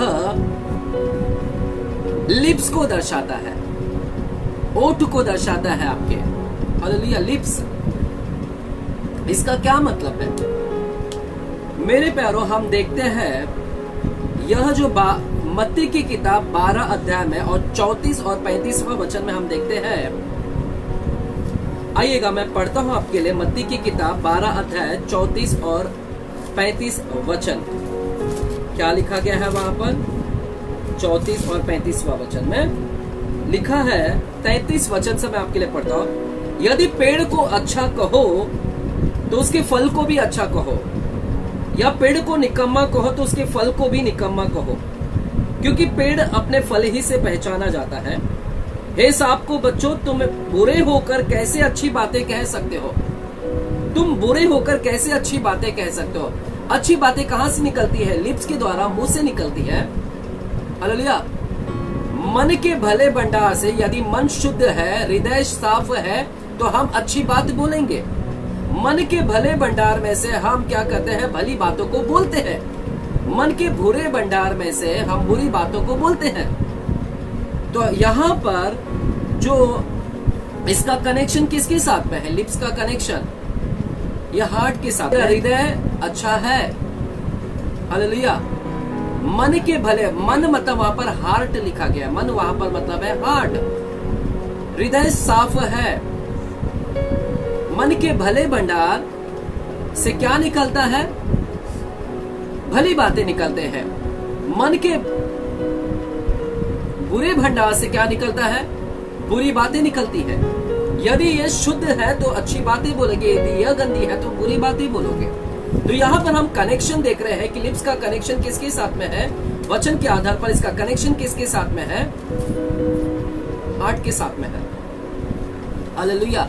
तो यहाँ पर हम देखते हैं कि इस झोपड़ी के पर्व के दिन में इजरायली लोग ये चारों चीज को लेकर आते हैं, वेव करते हैं, हिलाते हैं चारों दिशाओं में, उत्तर दिशा में, पूर्व दिशा में, पश्चिम दिशा में, दक्षिण दिशा में हिलाते हैं। यानी इसका क्या मतलब है? चार का मतलब है क्रिएशन, सृष्टि। चारों सृष्टि के अंदर हमारे मुख के द्वारा, हमारे आंखों के द्वारा, हमारे शक्ति के द्वारा और हमारे होठों के द्वारा हमने शुद्ध, हमारी आंखें चारों दिशाओं में, हम कहीं भी जाते हैं, हमारी आंखें निर्मल होनी चाहिए, शुद्ध मन होना चाहिए, शुद्ध हृदय होना चाहिए, शुद्ध ओठ होना चाहिए, स्ट्रांग होना है, परमेश्वर के वचन में स्ट्रांग बने रहना है। मजबूत होना है। चारों दिशाओं के अंदर हमने जाकर कहीं पर भी हम है, हमने क्या करना है, इस होठों के द्वारा परमेश्वर की आराधना करना है। शुद्ध निर्मल होना चाहिए हमारी आंखें, कहीं पर भी हो। वेव करना है, हमें क्या करना है, हिलाना है, यानी हमारी आंखें सिर्फ उसको धन्यवाद दे, हमारे होठ उसको धन्यवाद दे। हिलाने का मतलब है धन्यवाद देना। हमने हमारी आंखों के द्वारा उसको धन्यवाद दे। शुद्ध करे इसको, आंख को शुद्ध करे, होठ को शुद्ध करे, हृदय को शुद्ध करे, परमेश्वर के वचन में मजबूती के प्राप्त करे। हालेलुया। आपको याद होगा मरकुस की किताब 12 अध्याय में यीशु मसीह के पास में एक व्यवस्थापक आया और व्यवस्थापक पूछता है यीशु मसीह से कि व्यवस्था में सबसे बड़ी आज्ञा क्या है। तो यीशु ने उत्तर दिया। आइए मरकुस की किताब 12 अध्याय को देखते हैं। मरकुस की किताब 12 अध्याय 30 और 31वां वचन को। तो यीशु ने उस व्यवस्थापक को क्या उत्तर दिया, देखते हैं यीशु ने वहां पर क्या उत्तर दिया। मरकुस 12 अध्याय 30 और 31वां वचन देखिएगा। यीशु ने वहां पर क्या कहा। यीशु ने कहा, और तू प्रभु अपने परमेश्वर से अपने सारे मन से और अपने सारे प्राण से और अपनी सारी बुद्धि से और अपनी सारी शक्ति से क्या कर, प्रेम रख। सारी शक्ति से, अब हम देख रहे हैं शक्ति यानी स्पाइन, बुद्धि, माइंड, मन। हालेलुया। और वहां पर मन लिखा है हृदय से, प्राण से। तो हम यहां पर भी 4 चीज देख रहे हैं, संपूर्ण मन से, संपूर्ण प्राण से, संपूर्ण बुद्धि से और संपूर्ण शक्ति से क्या करें, प्रेम रखें। क्यों 4 चीज वहां पर ही लिखा गया, मन, प्राण, बुद्धि, शक्ति को? क्योंकि यह चीज यहां पर दर्शाता है यदि कोई संपूर्ण मन से, संपूर्ण हृदय से, संपूर्ण शक्ति से, संपूर्ण प्राण से परमेश्वर की क्या करता है, प्रेम करता है, तो वो क्या होगा, टिकेगा। वो झोपड़ियों के पर्व में वह स्थिर, यदि हमारे शुद्ध मन है, शुद्ध विवेक है, शुद्ध आचरण है, तो हम स्थिर तंबू में जाकर रहेंगे मेरे प्यारों। तो इसीलिए वो झोपड़ी के अंदर जो है ये सब क्या लगाया गया है, शुद्ध मन, शुद्ध आंखें, शुद्ध हृदय, शुद्ध शक्ति। स्ट्रांग होना है परमेश्वर के वचन में। जो लोग परमेश्वर के वचन में स्ट्रांग है वही वहां पर मिलेंगे परमेश्वर के भवन में। हालेलुया। यह तो टेम्पररी तंबू है, परंतु सिद्ध तंबू जो परमानेंट तंबू है, परमानेंट तंबू में जो व्यक्ति शुद्ध मन, शुद्ध आंखें, जो शुद्ध हृदय है, वही व्यक्ति वहां पर मिलेगा। हालेलुया। तो देखिएगा ये सारी भविष्यवाणी है, परमेश्वर का वचन है, हमें बहुत समझना है और वैसे ही करना है। हालेलुया। आमेन।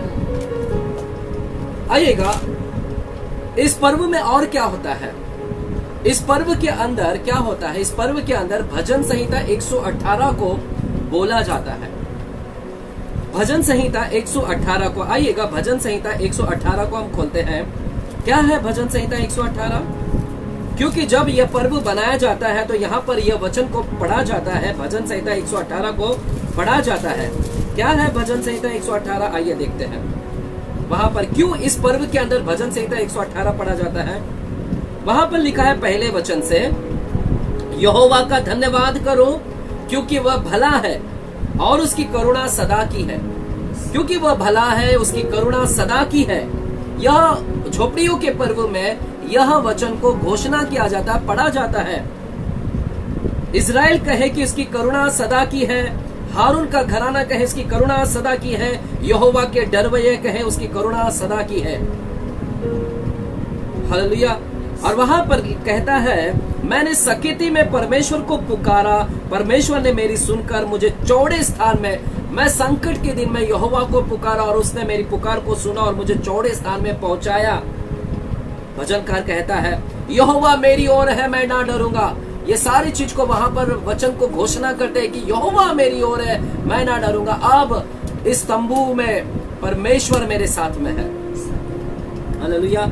यहोवा मेरी ओर है, मेरे सहायकों में है, मैं अपने बैरियों पर दृष्टि कर संतुष्ट होऊंगा।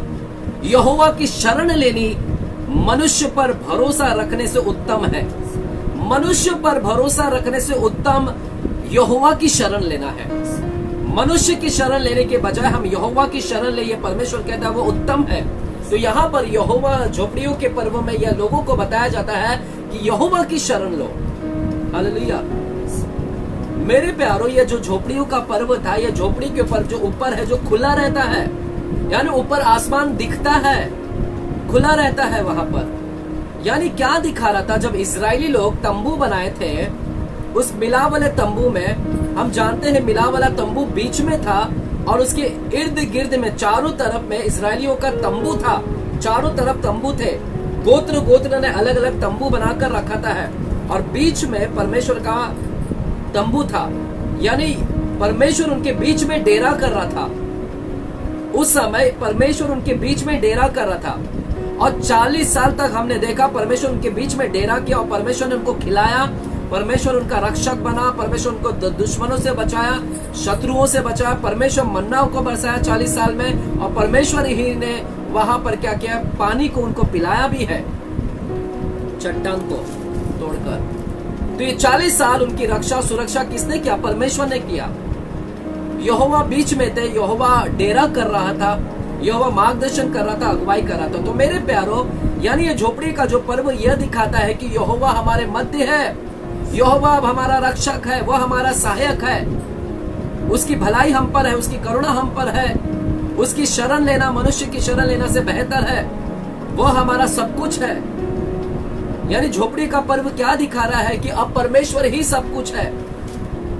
और ऐसे ही हुआ, इजरायली को 40 साल तक परमेश्वर ही सब कुछ था, सब वही खिला रहा है, दुश्मनों से बचा रहा है, शत्रुओं से बचा रहा है, उनको मार्गदर्शन कर रहा है, बादलों का खंभा, आग का खंभा बनकर, और उनको कनान की भूमि में लेकर जा रहा है, पानी पिला रहा है, सब कुछ परमेश्वर ही देख रहा था। यानी सब कुछ वहां पर कौन है? वो और उसके लोग थे, बस। हालेलुया। यानी अब ऐसा समय आएगा, हम सब उठा लिए जाएंगे और हम और सिर्फ परमेश्वर ही होगा वहां पर, वही हमारा सब कुछ होगा वहां पर, वही हमारा परमेश्वर होगा वहां पर। हालेलुया, हालेलुया, आमेन। आइएगा, हम 2-3 शब्द और पढ़ेंगे, फिर हम खत्म करेंगे। मैं खत्म करने के कगार पर हूं। अब इस दिन में क्या होता है मेरे प्यारो? अब इस दिन में क्या होता है आपको ये बाइबल में नहीं मिलेगा। इस दिन में और क्या होता है? इस दिन के अंदर एक सेरेमनी होता है, एक रिवाज, एक परंपरा होती है वहां पर। और ये क्या परंपरा होती है? वहां पर कहता है कि वाटर लाइबेशन सेरेमनी होता है। यहाँ पर वाटर लाइबेशन सेरेमनी होता है, इस प्रकार का एक परंपरा बनाया जाता है। यह आपको यहाँ पर बाइबल में नहीं मिलेगा, परंतु यह बताना जरूरी है, क्योंकि आज भी इजराइल में ऐसी सारी चीज करते हैं बहुत सारे लोग। और रबाई का कहना है, और यहूदियों का तालमुद जो होता है, ग्रंथ होता है तालमुद, उस तालमुद के हिसाब से लोग इस रीति को, जब भी झोपड़ियों का पर्व आता था, झोपड़ियों के पर्व के अंदर यह वाटर लाइबेशन की सेरेमनी किया जाता था। यानी वहां पर पानी से लेकर कुछ तो रिवाज किया जाता है, पानी को उपयोग करते हैं। क्या करते हैं अभी देखते हैं। यहाँ पर परमेश्वर ने कोई कमांडमेंट नहीं दिया था ऐसा करने के लिए, परंतु लोग वहां पर कर रहे हैं, क्योंकि फरीसी लोग ने, या फिर जिन्होंने वहां पर जो याजक थे, जिनके मन में आया कि ऐसे करना है। हालेलुया। मैं समझता हूँ कि उन्होंने रीति निकाला कि इस प्रकार से झोपड़ियों के पर्व में करना है। अगर उनके मन में भी आया है तो मैं समझता हूँ कि परमेश्वर ने नहीं डाला है कि इस प्रकार का ट्रेडिशन करो, इस प्रकार का परंपरा करो, रीति रिवाज करो। यहाँ पर तो हर रिवाज कभी कभी गलत नहीं होते हैं, कुछ परमेश्वर की ओर से भी होते हैं। हालेलुया। तो यहाँ पर ये रिवाज भी बनाया जा रहा था। क्या रिवाज था मैं आपको बताता हूँ। इस रिवाज के पीछे करने का मकसद था, परमेश्वर ने ये कमांडमेंट नहीं दिया था, बाइबल में कमांडमेंट नहीं था, लेकिन कर रहे थे लोग, क्योंकि परमेश्वर ये करवाने के लिए किसी के मन में डाला था, ताकि आने वाले समय में परमेश्वर ये जो कर रहे हैं वही हुबहू इंसिडेंट, वही घटना वहां पर हो आने वाले समय में, और ये घटना से मिला देगा। जब ये घटना होगी आने वाले समय में, जब ये घटना होगा, तब लोगों को ये झोपड़ियों का पर्व याद आएगा। हालेलुया। इस दिन में क्या होता है मेरे प्यारों, सुनिएगा, आप अंत तक बने रहिएगा। आज अंतिम पर्व को सुनना है, मैं 5-10 मिनट में खत्म कर दूंगा। मेरे प्यारों, इस दिन में क्या करना है? इस दिन में याजक लोग क्या करते थे? याजक लोग जल फाटक से, जो यरूशलेम की मंदिर होती है वहां पर एक फाटक होता है जो जल फाटक कहते हैं, वो जल फाटक से वो नीचे उतरते हैं और शिलो, आपको पता होगा शिलो कुंड है, शिलो कुंड आपने बाइबल में पढ़ा होगा। वो शिलो के कुंड के पास में याजक जाता है, जल फाटक से जाता है और अपने साथ में एक मर्तबान लेता है, यानी एक जार लेता है, पानी भरने के लिए कटोरा लेता है और वो मर्तबान में लेकर वो क्या करता है? शिलो का कुंड होता है, शिलो कुंड है, पानी का जगह है। आज भी आपको इजराइल के अंदर ये शिलो कुंड मिलता है। इस शिलो के कुंड में से याजक क्या करता है? इस दिन के अंदर ये क्या करेगा? पानी को लेगा उसमें और वहां से लेकर वह मंदिर के अंदर जाएगा और जब वो जाता है तो सारे लोग आनंद करते हैं, इंजॉय करते हैं, गीत गाते हैं, लोग आनंद मनाते हैं। जब याजक उस पानी को लेता है तो बहुत लोग आनंद करते हैं, डांस करते हैं, क्योंकि ये आनंद का टाइम है मेरे प्यारों। यह कोई विलाप का समय नहीं था, क्योंकि यह फेस्टिवल जो है ये आनंद का फेस्टिवल था और यहाँ पर लोग आनंद कर रहे हैं, नाच गा रहे हैं। और इस दिन में जैसे याजक पानी लेकर जाता है तो लोग पीछे पीछे जाकर आनंद करते हैं, कोई तुरही बजाता है, कोई डांस करता है, हालेलुया। और वह लेकर याजक क्या करता है? यह पानी को लेकर कहां पर जाता है? वह वेदी के पास में लेकर जाता है। वो होम वेदी, जो पित्तल का वेदी, उस वेदी के पास में जाता है और वेदी के पास में जाकर उस पानी को लेता है और उसे एक हौद के अंदर डालता है। एक बाउल होता है, हौद यानी एक बाउल होता है, कटोरा समान होता है, उसके अंदर वो पानी को उंडेलता है। लेकिन मेरे प्यारों, जब याजक वहां पर जाता है तो वहां पर यह पानी जो है, हालेलुया, 2 सिंग होते हैं, वो सिंग के अंदर यह पानी डाला जाता है और वहां पर ब्लड भी लिया जाता है, लहू भी लिया जाता है। 2 सिंग के अंदर, एक सिंग के अंदर एक बड़ा सिंग होता है, एक छोटा सिंग होता है। एक बड़े सिंग के अंदर लहू डाला जाता है और छोटे सिंग के अंदर पानी डाला जाता है और उसी वेदी के पास में 2 कटोरा होते हैं, हौद होता है छोटे, और इस सिंग के लहू को और पानी को याजक क्या करता है? उंडेलता है, उंडेल देता है, पोरिंग करता है। तो यहाँ पर ये क्या करता है? इस सरमनी, इस रिवाज के अंदर क्या करना होता है? याजक ने उस लहू और पानी को जो शिलो की कुंड से लाया है, इसे यहाँ पर उंडेल देना है, उस बॉल के अंदर, उस हौद के अंदर उंडेल देना है। सब एक ही टाइम में करना है, एक समय पर करना है, आगे पीछे नहीं करना है, समय पर करना है, 1 at a time। तो ये तुरंत ऐसे करता है यहाँ पर, हालेलुया। तो यह पद्धति थी वहां पर ऐसा करना था। और हम देखते हैं कि इसी वेदी की वहां पर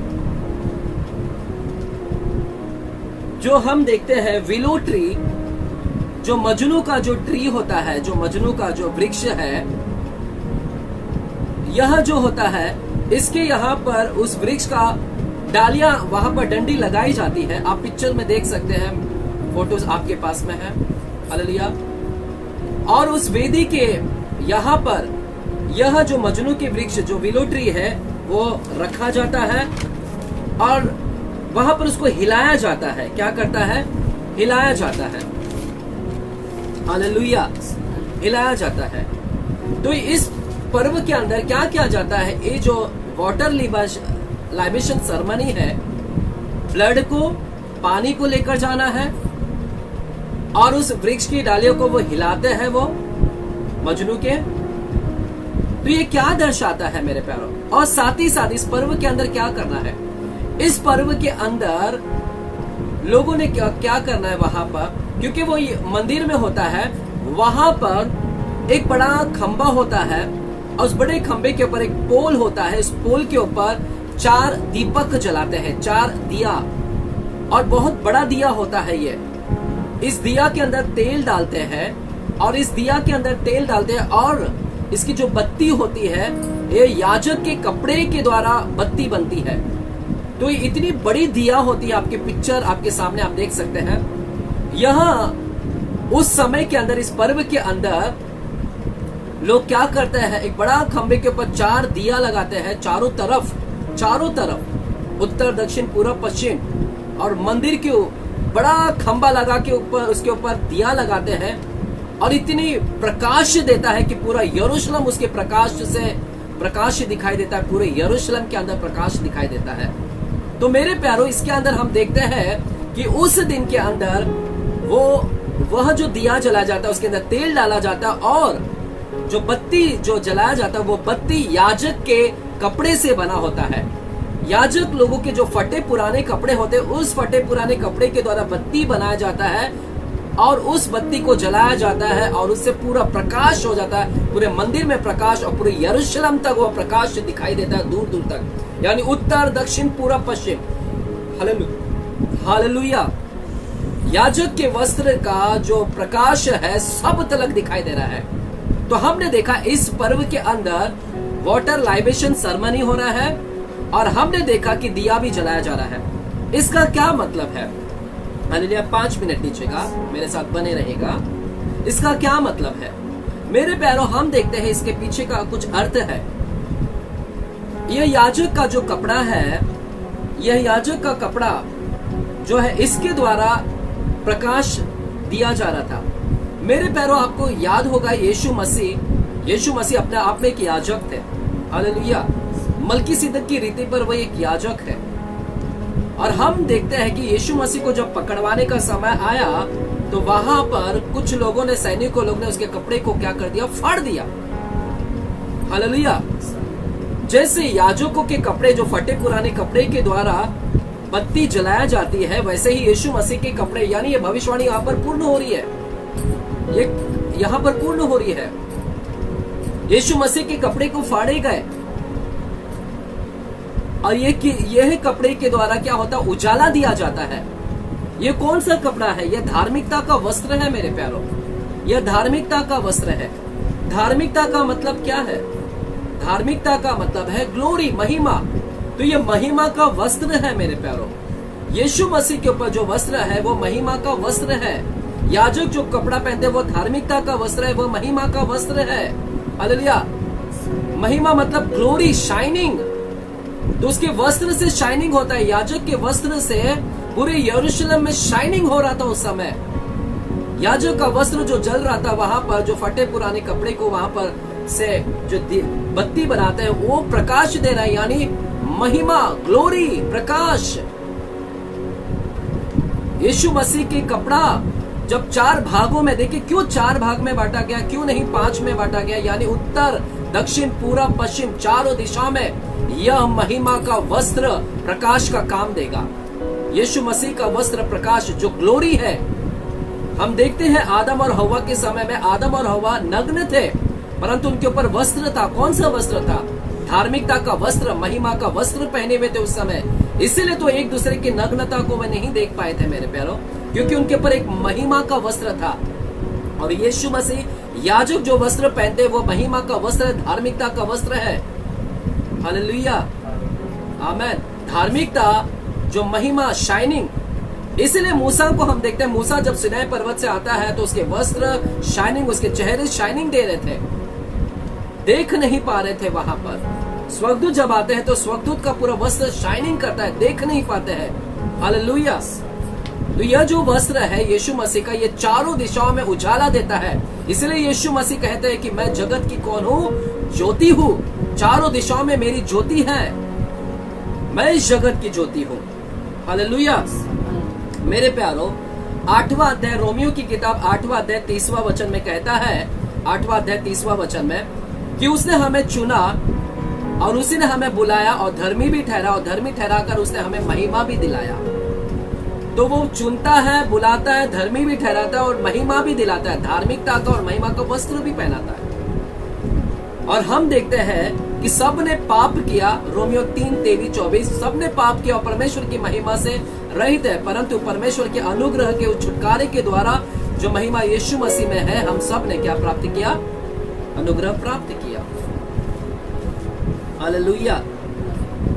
तो यहाँ पर जो वस्त्र है, यह जो यहाँ पर पर्व के दिन में ये जो चीज किया जा रहा है, याजक के वस्त्र, कपड़े के के द्वारा जो दिया जलाया जा रहा है, यानी ये घटना होने वाली थी यीशु के,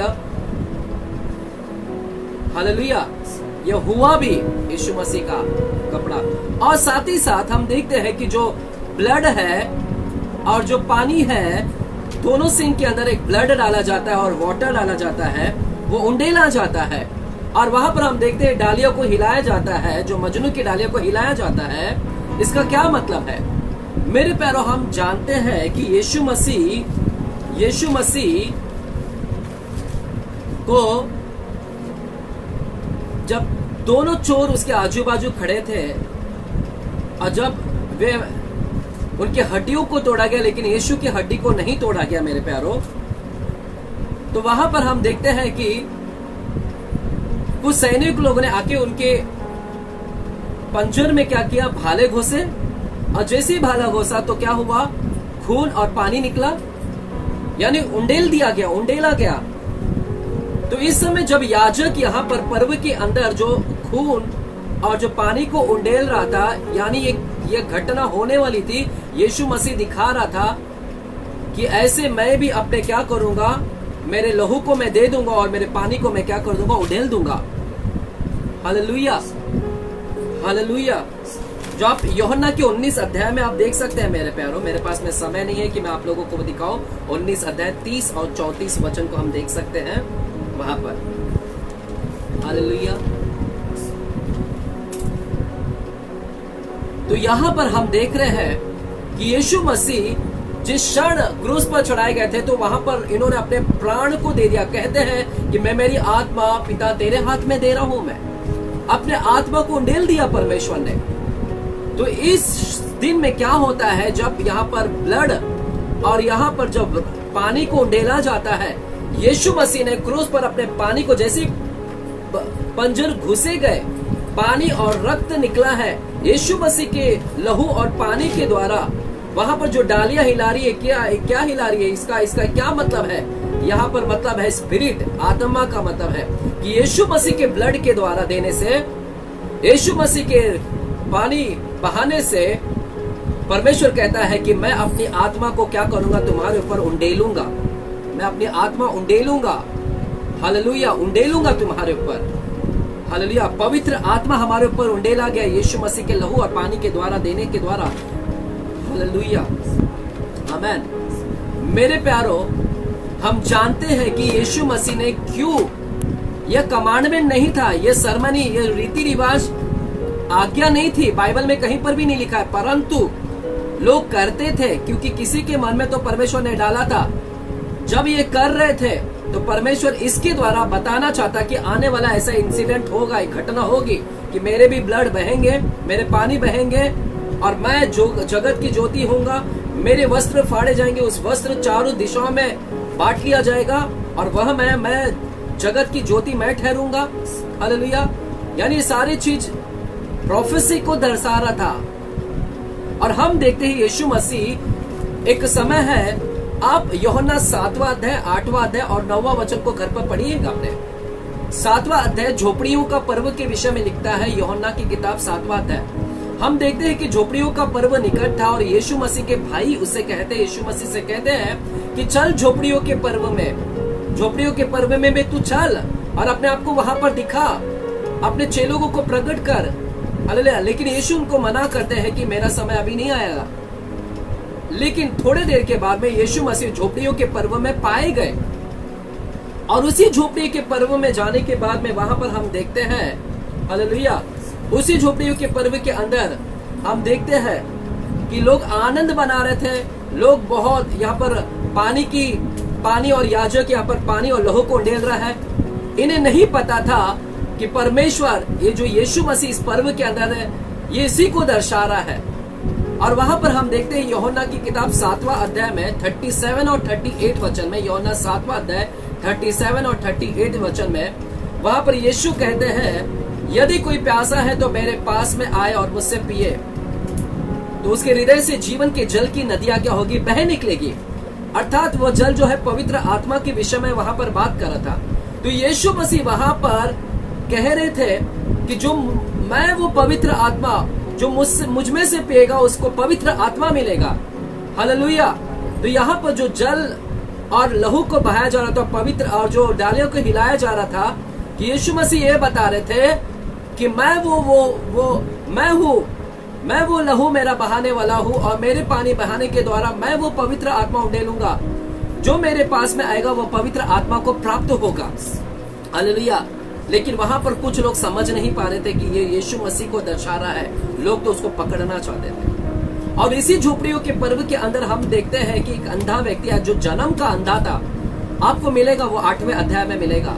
7वां 8वां अध्याय और 9वां अध्याय को आप जरूर पढ़िएगा। उसमें जन्म के अंधे के विषय में लिखा है। इसी यहाँ पर ही एक जन्म का अंधा 9वां अध्याय में, मेरे ख्याल से 9वें अध्याय में जन्म का अंधा एक व्यक्ति है, और वह जन्म का अंधा का व्यक्ति को परमेश्वर उसे मिलते और कहते हैं और थूकते हैं मिट्टी के ऊपर, और मिट्टी को थूककर उसको क्या करते हैं, सानते हैं, और उसको सान कर उस मिट्टी को उसके आंखों के ऊपर लगाते हैं, और उससे कहते हैं अंधे से, हे अंधा, जा शीलो की कुंड में जाकर तू क्या कर, अपने आंखों को धो ले। और हम देखते हैं कि जन्म का अंधा शीलो का कुंड, यानी जिस शीलो का पानी को याजक इस्तेमाल करता और वेदी की ओर उंडेलता है, वही शीलो का कुंड को, पानी को अब अंधा उसी झोपड़ियों के पर्व के अंदर ही यह अंधा को परमेश्वर भेजता है शीलो के कुंड में, और आंखें को धोता। जैसे आंख धोता है वो देखने लगता है। यानी यीशु मसीह बता रहा है कि जगत का ज्योति मैं हूँ। जिस क्षण वहां पर झोपड़ियों के पर्व के अंदर जो दिए जलाए जा रहे थे, बड़े बड़े दिए जलाए जा रहे थे, 4 दिया जिससे सारा यरूशलेम जगमगाट हो जा रहा था। हालेलुया। तो यीशु मसीह ये कार्य करके झोपड़ियों के पर्व में ये कार्य कर रहे हैं, एक अंधे व्यक्ति को रोशनी दिलाकर ये कह रहे थे कि मैं वो जगत की ज्योति हूँ। और यीशु मसीह वहां पर लोगों से कह रहे हैं कि जो मेरे पास में आएगा उसे पवित्र आत्मा मिलेगा, उसके हृदय से जीवन के जल की नदियां बह निकलेगी। तो ये सारे भविष्यवाणी हम देख रहे हैं कि वहां पर सारे यीशु मसीह अपने आप को पूर्ण कर रहे थे, बता रहे थे। हालेलुया, हालेलुया, आमीन। मेरे प्यारो, यहाँ पर हम देखते हैं कि यीशु मसीह यूहन्ना 1 अध्याय 14 वचन कहता है कि वचन देहधारी हुआ और मनुष्य के बीच में डेरा किया। डेरा का शब्द इंग्लिश में टैबरनेकल किया है, टैबरनेकल लिखा है, यानी यीशु मसीह ने हमारे बीच में डेरा किया है। हम देखते हैं इजराइल थे, जो 40 साल तक थे, ये तंबू बनाकर रह रहे थे, और बीच में क्या था, बीच में परमेश्वर का मिला वाला तंबू था, यानी वो डेरा किया हुआ था।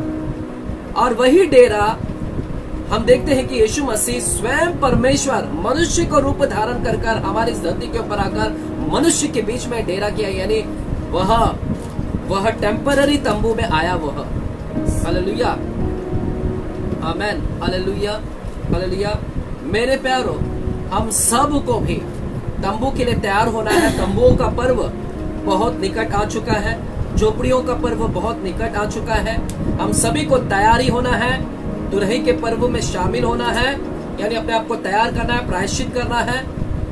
हालेलुया। और हम वहां पर एक स्थिर तंबू में रहेंगे अपने पिता के साथ में, ओनली जिसका हृदय साफ है, जिसकी आंखें निर्मल है, हालेलुया, हृदय शुद्ध है, मन शुद्ध है, जो वचन में बना हुआ है, वही व्यक्ति क्या हो सकता है, वहां पर मिलेगा। हालेलुया। तो अभी से तैयार हो जाए। तो यह है सारे झोपड़ियों के पर्व का महत्व था मेरे प्यारे। हालेलुया। आइए हम आंखें को बंद करते हैं। पिता, हम धन्यवाद करते हैं आपके पर्व के विषय में आपने हमें सिखाया पिताजी। हम विश्वास करते हैं कि झोपड़ियों का पर्व बहुत ही महत्वपूर्ण है। हालेलुया, धन्यवाद करते हैं। यीशु के नाम से मैं प्रार्थना करता हूँ पिता परमेश्वर से, आमीन। मेरे प्यारो, फिर से हम देखते हैं कि 8वां दिन, यह 7 दिन तो हो जाएगा, 7वां यानी हर दिन एक दिन 1000 को दर्शा रहा है। 7वां दिन भी 1000 को दर्शा रहा है, मिलेनियम किंगडम को दर्शा रहा है कि हम 1000 साल तक परमेश्वर के साथ में रहेंगे। हालेलुया। उस तंबू में रहेंगे, सिद्ध तंबू में, 7 तंबू में परमेश्वर के साथ 1000, जो मिलेनियम किंगडम को दर्शाता है। और फिर उसके बाद में हम देखते हैं लेवी व्यवस्था में 8वें दिन में महासभा। हालेलुया, महासभा। 8वां दिन में क्या मतलब है, वहां पर नया आकाश, नया पृथ्वी। हालेलुया। नया आकाश नया पृथ्वी जो प्रकाशित वाक्य में मिलेगा। यानी 7 दिन के बाद में फिर से एक नया दिन की शुरुआत होगी, जो नया आकाश होगा, नई पृथ्वी होगी इस धरती के ऊपर। हालेलुया, आमेन। जो महासभा होगा, परमेश्वर के लोग वास करेंगे। आमेन। धन्यवाद करता है पिताजी, धन्यवाद करते हैं। जितने लोग भी सुने हैं, परमेश्वर आप उन्हें आशीर्वादित करे, अभिषेक करे। यीशु मसीह के नाम से मैं प्रार्थना करता हूँ पिता परमेश्वर से, आमेन।